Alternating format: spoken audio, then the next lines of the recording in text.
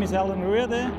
I'm from Switzerland, and we are here with the Cunningham, with our baby, to race first time in history with the Cunningham here at Spa, because I never raced in period and never raced in historic racing in the last years.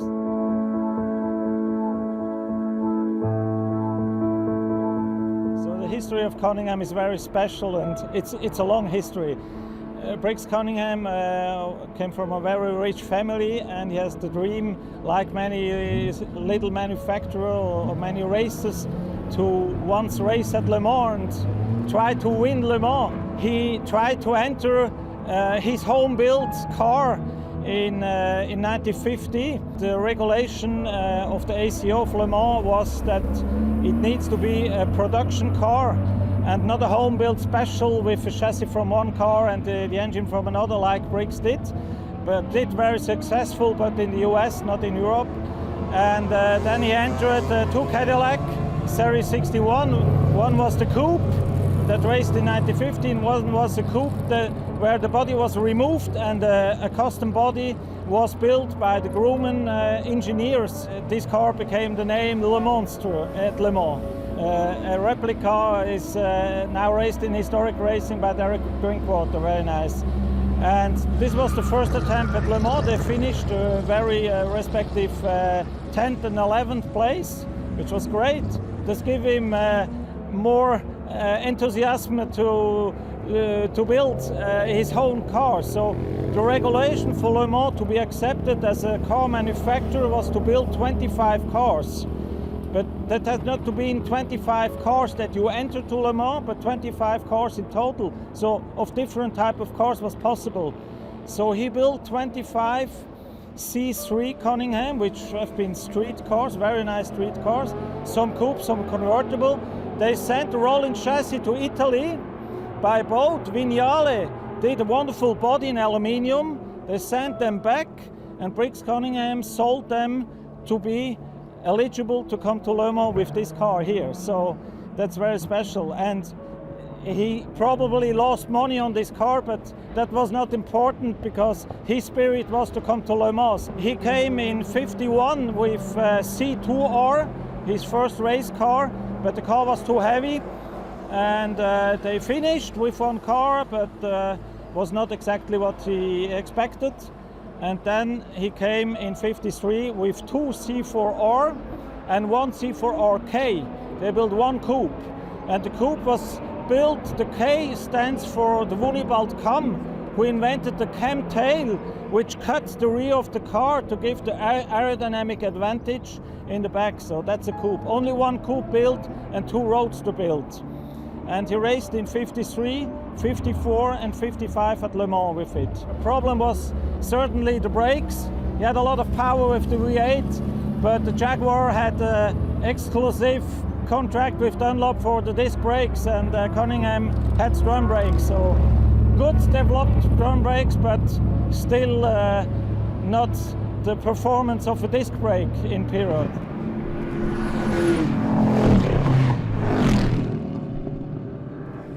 There's no C-4R available on the market, and no one of these cars has the intention to go on track again. So the only possibility was to build a replica. So the previous owner, Ben Schuckburg, didn't have the interest to build a replica. So he could buy one of the C3 cars and converted the C3 car, an original Cunningham car with an original Pera chassis and the matching numbers, still the original engine, as in the registry in 53, and built the body exactly to the specification of the museum car of the Refs Institute. They helped the project by opening the archives. They gave access to the 200 original drawings, which we have copies of them all in digital, which is very special.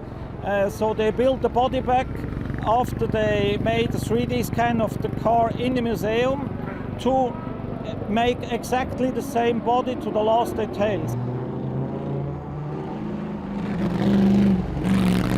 I was fascinated of the car a long time before, but I knew it will never be possible to have a C-4R, so it will be a dream for the rest of my life, basically. So we started the project with the 1960 Corvette, which is beside here, and restored this car exactly to the specification of the destroyed car that Briggs Cunningham entered in 1960 at Le Mans.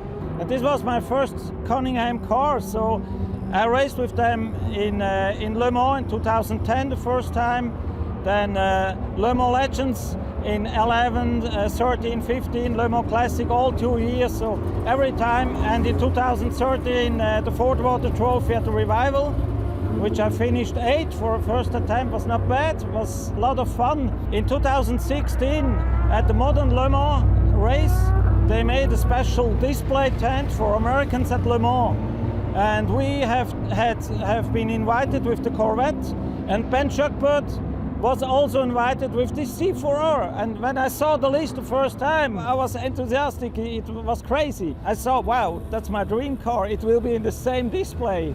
It's fantastic. And we started to speak about his cars, and I saw the wheels, and I told him, Ben, where are these wheels from? It's not possible, that's not a reproduction.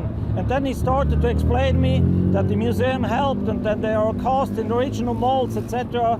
And for him it was clear that he is not the only Cunningham fan, but I'm absolutely crazy about Cunningham cars. And I told him, if you sell it, don't sell it to anybody else, only me. So we could make a deal.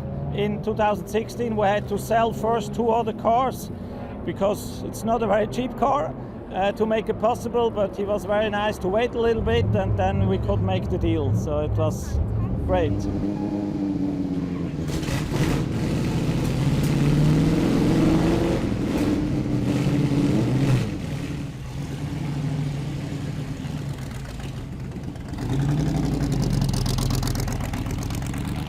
Very powerful, a lot of torque, not a lot of gears, but a lot of torque, but fun. It's extremely, as I like a car from the 50s.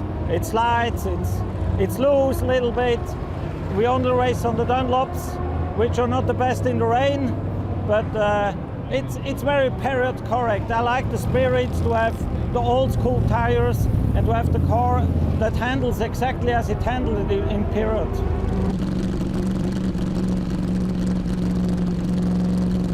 So the engine is a Chrysler Hemi. This is 331 cubic inch, which is 5,400 and something cubic inch. It's equipped with hemispherical cylinder heads. That means with the spark plug in the middle, and in the combustion chamber it comes in the middle and gives a better explosion.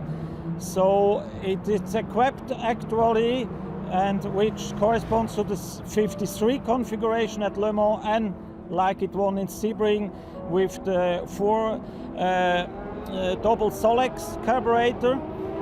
Briggs raced it with Zenith, with Solex, and at the end with the Weber carburetor. The track is not very easy with drum brakes, use a lot of brakes, so need to be careful with the brakes. Mainly this event is for us a test for the car for the Le Mans race, and yes, we need to test something. We had some problem last time in Le Mans at higher speed. The car had a top speed of 245 kilometers before the braking of the first chicane on the long straight. So it's quick, but now we had at the end a problem between 200 and the top speed. And we try to find now the good adjustments and solutions. So it's a little bit also test weekend for us.